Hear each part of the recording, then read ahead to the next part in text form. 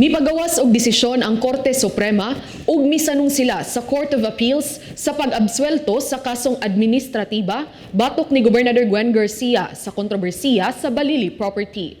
Ania ang detalye. Sa katapusan, mahuman na gayud ang kontrobersiya kalabot sa Balili property. Human mipagawas ang Korte Suprema og desisyon kalabot niini.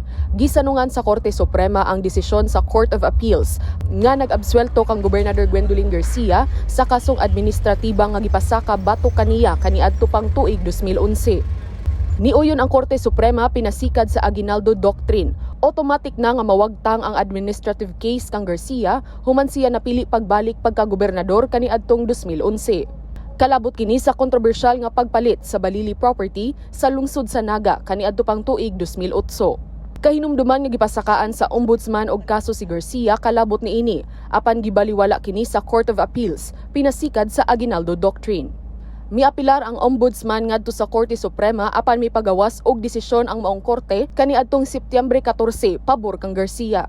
Midugang usab ang Korte Suprema sa desisyon niini nga bisan pa man dili na nila gamiton ang Aguinaldo Doctrine sukad kaniadtong tuig 2016 apan in effect pa kini kaniadtong tuig 2011.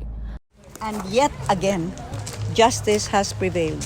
As always, the truth will set us free.